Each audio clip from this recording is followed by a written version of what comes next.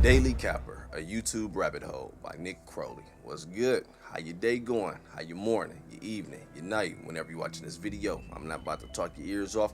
About to jump right to this video, doggy bone. Hey, I ain't gonna lie, I don't know how he's using this word capper, but I guess we're gonna find out as the video play out. Yo, you wanna check out the original though? The link will be in the description below. But let's go.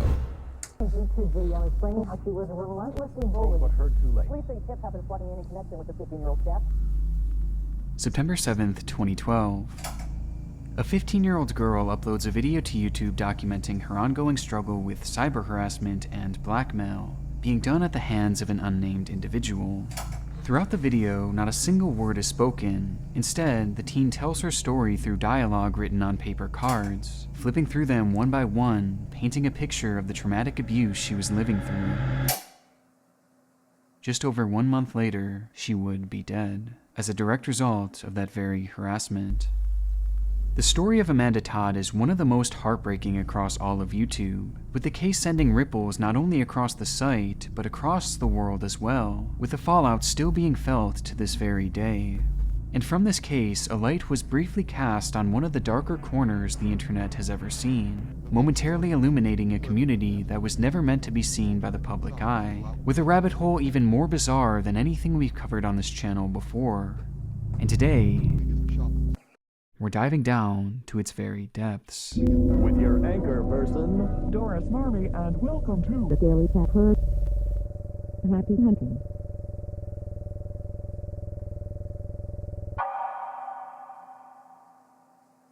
Before we dive into this incredibly dark topic, I chose not to do a sponsor on this one as it just didn't really feel right. But if you want to support the channel, I do have a Patreon page that offers some Video about to be bad as hell, huh? exclusive benefits. Dark as hell. For example, less censored versions of videos like the one you're watching right now. Or you can just go over and check out the new ghost hunting channel that myself and Nexpo started called That Nick shit and fire Ryan. too. We've got a brand new video dropping at the end of this month and then a ton more already filmed and ready to go after that. So there will be lots of content coming very soon. Links to both of these will be in the description, and with that, let's get back to the video.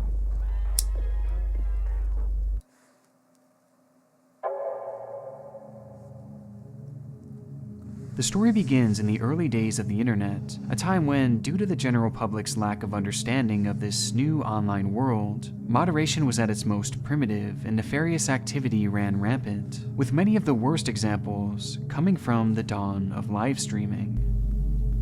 Back then, streams and their associated chats were almost entirely unregulated, leading to them becoming a cesspool of all sorts of degeneracy, and it's within one of these very sites where Amanda's torment would begin. It happened on a website called Blog TV, where Amanda had logged in one evening at the age of 13 to the tune of 200 viewers, and it was here that she would be pressured to eventually flash the camera, with the whole chat cheering her on, a decision that she would regret not only in the moment, but for the remainder of her life. Lurking in the chat room was a man under the alias of Tyler Boo, who had been waiting for that very opportunity to grab a screenshot and recording of this young girl in her most vulnerable moment, before immediately turning around and using that image as blackmail in an attempt to leverage it for more private performances. It was a demand that Amanda refused, though truthfully it wouldn't have mattered anyway, as Tyler would turn her world into a living hell of online harassment, with a photo and video being sent to all of her friends, acquaintances, and family members. It got so bad that on multiple occasions her entire family would be forced to move, though this was of no use, as Tyler's evil crusade persisted. Every new school, every person she interacted with, would eventually be met with the content from that fateful stream. Amanda could never outrun him. And with nowhere left to turn, she would take up drinking and drug use just to cope, until eventually on October 10th, 2012, she just couldn't take it anymore. The story of Amanda Todd is a complex, tragic tale, with many factors ultimately playing a role in her untimely passing, with none being more prominent than her harasser. And with her video gaining immense virality following her passing, all eyes were on Amanda's case, with the big question being, who is Tyler Boo? A question that leads us to a particularly disturbing discovery and today's main topic. As to unmask this abuser, we have to first recognize that he wasn't alone, but rather was part of one of the most bizarre and deranged communities ever uncovered on the internet. The World of capping. With Amanda's story making headlines, Canadian authorities quickly began work on their investigation, dedicating a team of detectives to unmask the man behind the Tyler Boo alias. And there, it's likely that they discovered that the crimes Tyler had committed were far more common than you would imagine. Back then, Tyler was what is known as a capper, someone who prowls live streams of young women and men across the internet, egging them on into performing some type of lewd act. And upon convincing them to perform said act, these cappers would then take screenshots or recordings, also known as caps, immortalizing the moment in an image or short video. For some cappers, this is where their involvement ends, but for many others, it goes much deeper. Once in possession of the caps, they will then use this as blackmail against the victim in order to further extort them, which is exactly what Tyler Boo had done to Amanda. And she wasn't alone.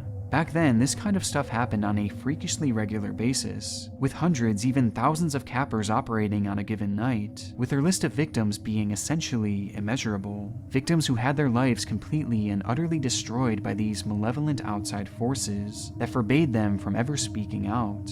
And these forces rarely operated alone. In reality, many of the... My bad, fighting this damn cord. But yo, I ain't know people were going live back then. I legit thought live streaming was fairly new. As much as I've been online, at least I thought I've been a part of technology forever. Like, yo, I ain't know that. I never heard of capping or cappers or cap. I understand it though, cause I took like a capture the moment type of thing, cause I capped it. And these forces rarely people operate. get stuck in it where it's like, yeah, trying to ignore it probably, cause I ain't gonna lie, dude. Real quick, we're gonna get back to the video.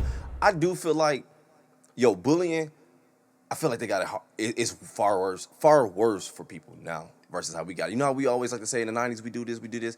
Legit, man, bullying now is so heavy. You can say what you want, dog, because legit, as soon as something happen, boom, that shit all over the web, and you cannot get rid of it. And everybody just like with the click of a button, share. And you just can't stop it. You can legit get on there and unfollow everybody you know, and you'll just see the shit sometime probably going viral. Like, damn, dog. Like, I can't escape it. You just gotta get off the internet, though. But hey, just really destroyed by these malevolent outside forces that forbade them from ever speaking out. And these forces rarely operated alone. In reality, many of these cappers were closely intertwined within a community of individuals sharing this common practice, many of whom shared techniques, caps, and genuine online connections with each other. And as dark as this all may seem, their actual doings are somehow even worse than you could fathom. A fact that would only be fully understood and laid out on a silver platter upon the discovery of an internet-based program known as the Daily Capper. Known as the Daily Capper.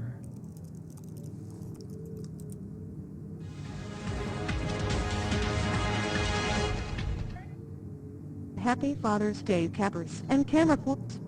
Welcome to the week in review of the Daily Capper. The short-form program began its run here on YouTube back on June 20th, 2010, and continued airing weekly for over a year, with each episode having a runtime of roughly 5 minutes, primarily featuring this uncanny host and her robotic voice. And if she looks vaguely familiar, you might recognize her or even the layout in general as having come from the old HBO series Crashbox, an educational program made for children, which features an eerily similar segment called Distraction News. Distraction News! That with is your wild. anchor person, Dora Smarmy. Good evening, I'm Doris Marmy, and welcome to Distraction News, where we give you the news and then ask you 5 questions about what we've just reported. But the Daily Capper was a much different show, as its creators stole the imagery from Crashbox and dubbed over it with this off-putting text-to-speech in order to tell the top weekly stories from the world of capping, with the channel's description reading, "The capping world is a world that is unknown and mysterious to some, but really there's nothing mysterious about it. The Daily Capper is here to report week by week what goes on in the capping world." The page is almost like a time capsule, preserving the wrongdoings of this otherwise obscure community, and putting it all out in the open. And because of this, investigators were understandably immediately drawn to the program, as it quite literally documented all of the highlights in the capping community, even discussing some of the group's major players and victims at the time that Tyler Boo had been harassing Amanda. And thus began their deep dive, and ours as well, into the Daily Capper. And what better place to start than at the very beginning? episode. We are halfway through the year, and what better way to spend 365 days than on your computer screen looking for camera ports? Despite what others think, summer is not the time to go outdoors swimming, being with friends. Shit, yes the Rather, hell it it is a is. time for girls and boys to turn their computers on and get dirty. The show opens on a jarring note, with its creator being so crass that some might mistake this as a work of satire, though sadly this is far from the case, which becomes evident after only a few minutes, when the tone is set for just how disturbing the Daily Capper was going to be. These are some highlights from this past week. Nicole, 34, went to Tiny Chat and exposed her 15-year-old.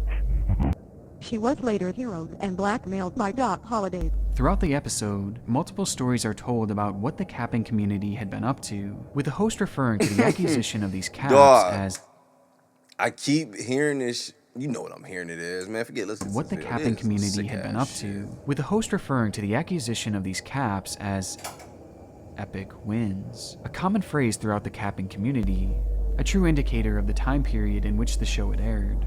But what makes this all the more chilling was that each of the girls that have been featured on the show were minors, with the creator making sure to mention their ages, like a 15-year-old, and even a group of 13-year-olds. Let's start with this past Thursday.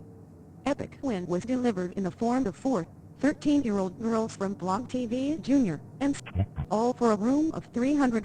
A hero went on cam and streamed their video for them. These girls remain the most talked about girls in the capping world, with these children bearing the brunt of the community's blackmail that week. It was all laid out in black and white. Not only did this one episode alone prove the existence of the capping community, but it also showed us a glimpse into how they operate, who they truly are, and just how remorseless they can be. It's truly unlike anything I've ever seen on the internet, a group so clearly committing wrongdoings, yet so shamelessly airing it out. And I truly believe that whoever was behind the Daily Capper never meant for this show to leave their little bubble, with the very first episode alone including callbacks and past references to the capping community, with no added context being given. From Blog TV Jr. went to Tiny Chat once again. If you remember, she has been to Tiny Chat before. One thing that has not changed, every post Coke makes gets deleted or banned. Showing us that A, the community had been around long before the Daily Capper, and B, that the viewers were expected to have prior knowledge of events from within the community, making it apparent that the program was made solely for involved cappers, which is likely why it comes off as so unapologetic, especially as the episodes go on, as things only devolve further from here. The internet is wild as hell, man. Welcome cappers and campers to this special July 4th edition of the Daily Capper, and what a week it has been. Just 2 weeks later, the Daily Capper would feature a story about a 12-year-old who had fallen victim to a capper, with said capper turning around and using the cap as blackmail to force the girl into himself, along with Razor and this guy, blackmailed the girl to drink her own on this site.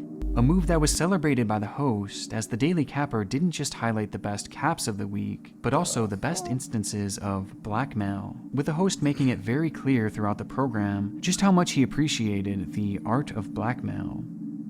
It's a whole different level of disturbing, yet somehow the show manages to one-up itself with ease every single week, as the ages of their victims dipped lower and lower, to the point where the host was highlighting a cap. This past Friday, Minnie pressured a 12-year-old black girl with her 8-year-old sister too. With her sister, dog? Taken from an 8-year-old child. Which brings up a glaring note about this community. All the victims I've mentioned so far have been drastically underaged, and that's no coincidence, as virtually all the caps highlighted are mentioned to have come from minors, while those obtaining the caps were generally far older, meaning that a key pillar of this community wasn't just exploitation and blackmail, but pedophilia as well. Man, of and to course. truly hammer this point home, the host even refers to cam girls above the age of 18 as retired. This is also the only place you can see Charmander, dogs, and panther moose. So I guess it's also a camp retirement home. It's impossibly grim, and though I feel the examples given prior go a long way in explaining what the Daily Capper was all about, I think the host manages to encapsulate just how vile their own show was in this one little segment. Now a lot of people wonder exactly what capping is really like. While it's hard to explain, Stop this shit, man. All right, I know what it is. For people who watch this video, like, why is he laughing at that? Don't know what to talk. Because now the word is used for people who lie a lot, dog. At least for majority of the damn, I think, majority of the damn world. I don't know, nigga, shit. Just watch the damn as people video. wonder exactly This what capping shit. is really like.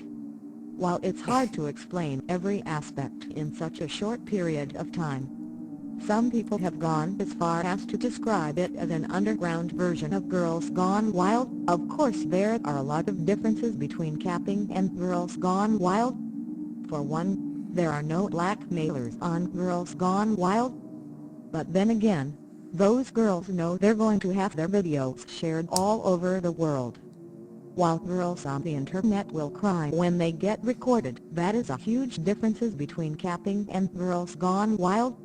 Plus they have to ask for permission before they use videos. And they have to be 18 or over. Complete opposite to what goes on here. By this point, it's clear that both the community and the host of the Daily Capper are completely irredeemable, and despite some attempts by the creator to project a more neutral stance by making disparaging comments towards the community and thankfully not actually showing, this was in reality just an attempt to slide by what little regulation existed on the site back then, and a feeble one at that, as in one case the host even guides his community on how to obtain. They got banned on Ustream and soon were blackmailed by Perso Pete to deleting their account. If you want to know where you can get the video, just message the person who blackmailed them. Love Ya Shotty on YouTube. And on top of that, all throughout the show, the host celebrates the depravity within their community, and not just in a figurative way, but... And on top of that, all throughout the show, the host celebrates the depravity within their community, and not just in a figurative way, but in a literal one as well.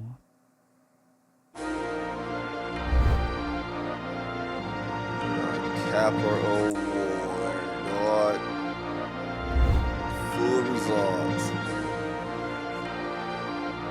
Worst one of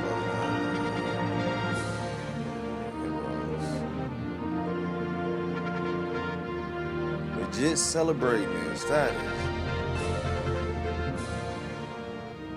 That is wow. Starting from before their first program would even air, the Daily Capper hosted the Capper Awards, an Oscar-like program made to celebrate the community's accomplishments throughout the year, with awards being given for such categories as Campsite of the Year, Cam Whore of the Year, Hero of the Year, and most chillingly, Blackmailer of the Year. This annual show first premiered on a separate YouTube channel back in 2009 and encapsulated everything wrong with this community, the arrogance, the deranged beliefs, the sense of pride. As just when you think this show can't get any worse, it goes ahead and does something like this. With the sheer size of this community being put on full display, as it was mentioned that over 4,000 votes were cast for just one category alone, at a time before the Daily Capper had even begun.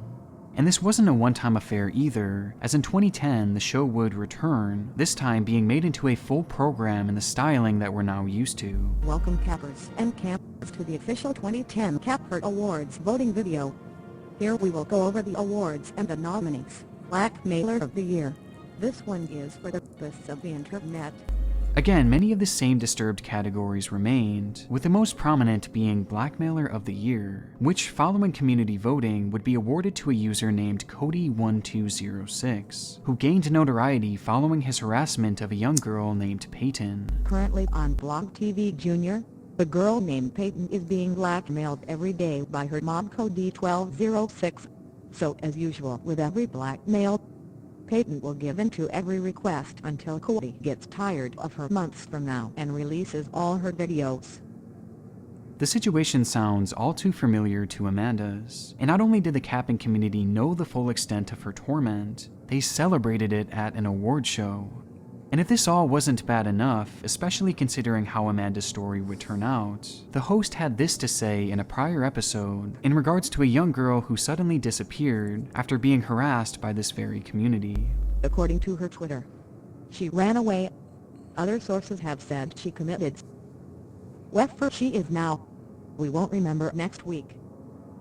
The parallels to the way this community operates and the story of Amanda Todd are extremely noteworthy, and it's not hard to see why investigators gravitated towards the Daily Capper being somehow involved in her death.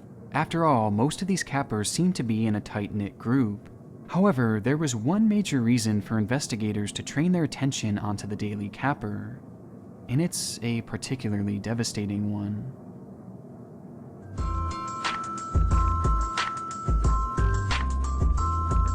Merry Christmas, Cappers and Camp to the December 19th edition of the Daily Capper.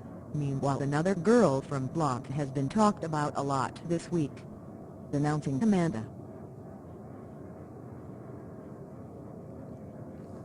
On December 19th, 2010, the Daily Capper would air a segment mentioning an up-and-coming target for their community, with that child being 13-year-old Amanda Todd. In the show, the host states that she was extremely active on campsites, and that she was being talked about quite a bit in the camping community. The ties to Amanda weren't just conjecture, it was proven right there in the footage. She said she has been IP banned from Blog TV and ended up moving to Wicked Camp Chat to sing like she usually does. As coincidentally, the show just so happened to coincide with the exact time frame that Amanda's harassment had begun. She had been trapped by this community, grasped firmly in their clutches, and with the Daily Capper being so intertwined in this world of capping, it seemed all but certain that one of its members had been the culprit behind her torment. But who? Who was Tyler Boo? Well, despite investigators likely believing that they were close to their big break while sifting through this disturbed online world, they actually wouldn't be the ones to break the news of this man's identity, and instead, answers came out of nowhere, in a twist that somehow makes this story even more bizarre.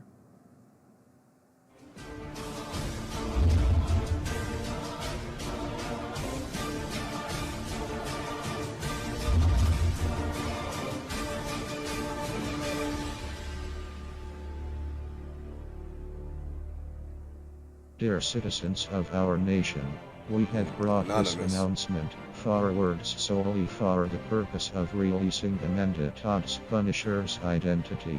Below you will find a URL to the man's docs. In there, you will see various information about said person. Unmasked.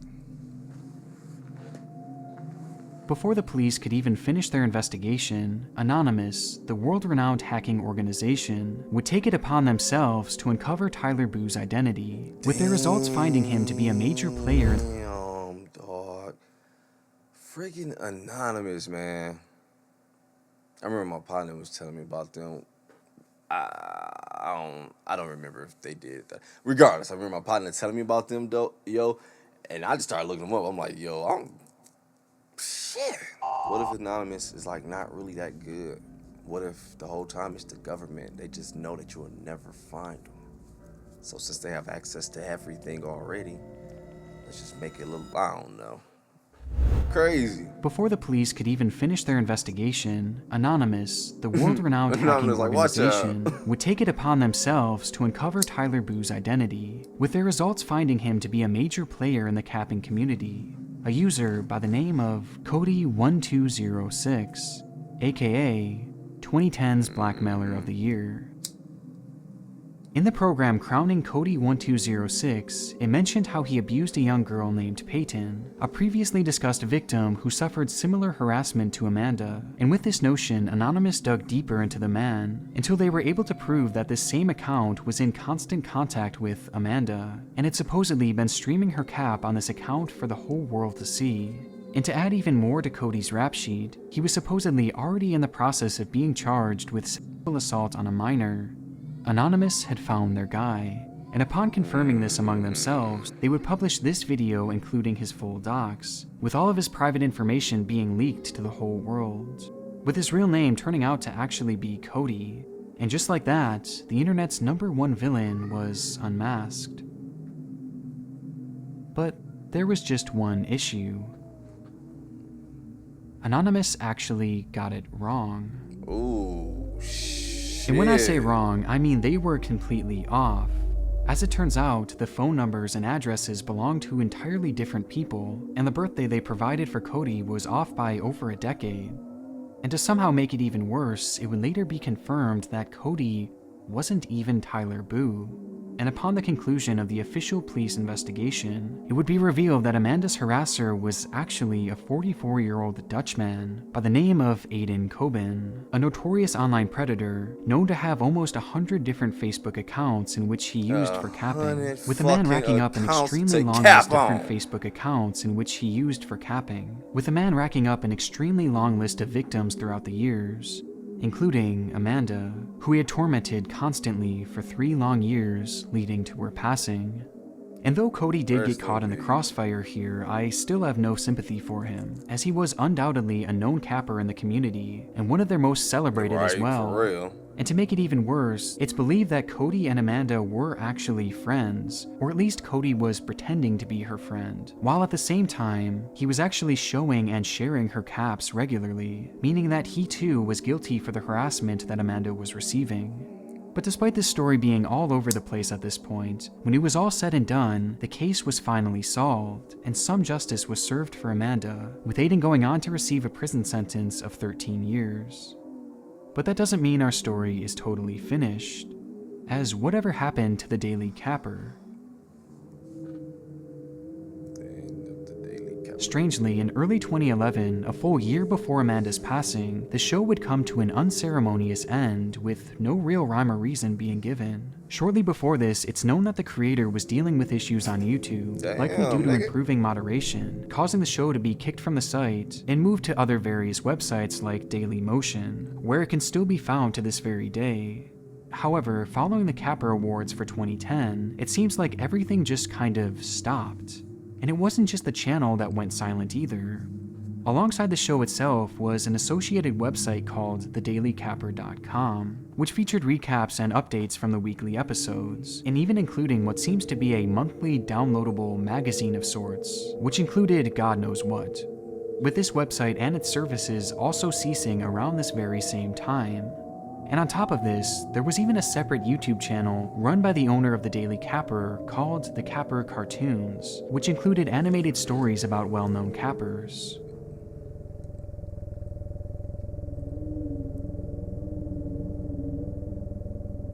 And strangely, this page also came to a halt without any given reason. One day it all just kind of ended, and we have no idea why. Perhaps something had scared the creator off, or maybe they just moved to a more secretive location. But either way, the accounts had been dead for well over a year leading to Amanda's death, marking the end of the Daily Capper for good. Or so we thought.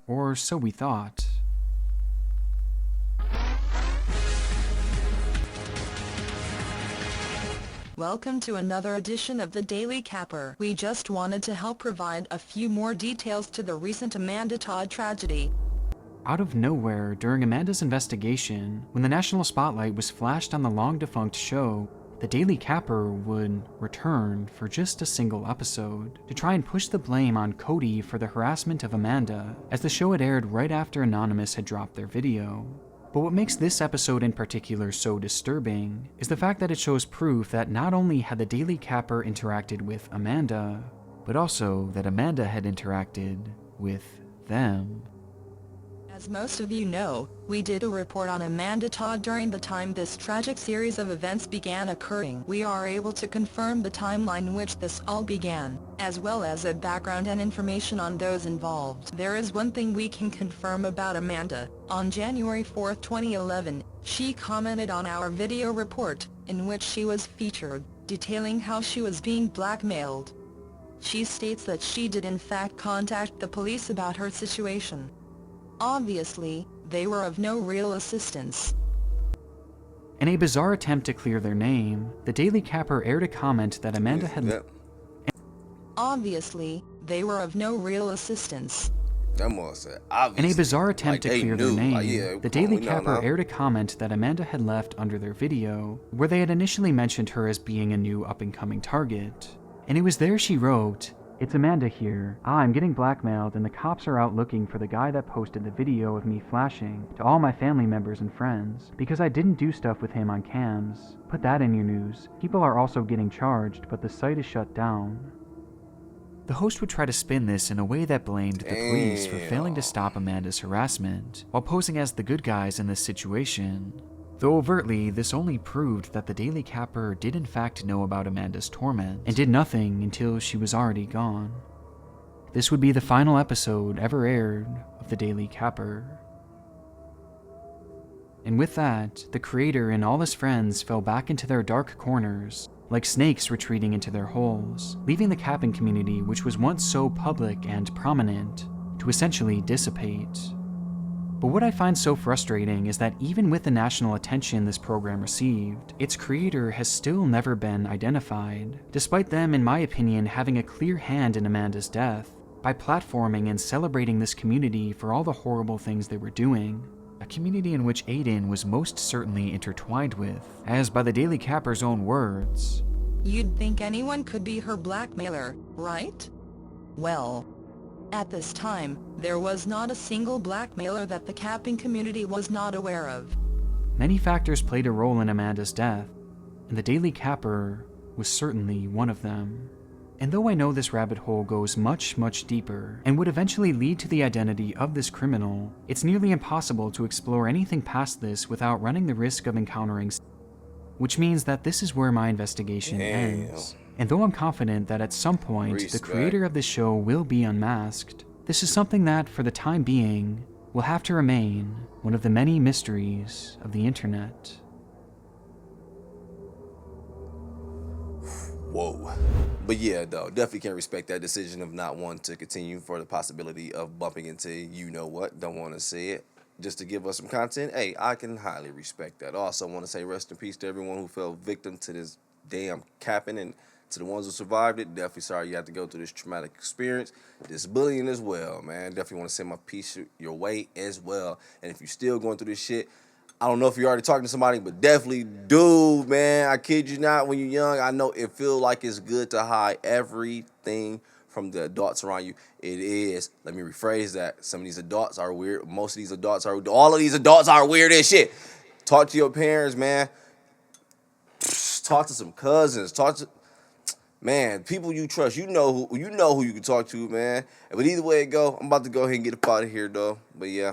Enjoy your day, your morning, your evening, your night. Whenever you're watching this video, do me a favor, doggy bone, real quick. Click that like button for me, because it help your boy out. I mean, if you here to the video at this point, you know when I get to talking, don't play with me. Hey, dog, click it, stop playing. Dang, come on. All right, I'm out.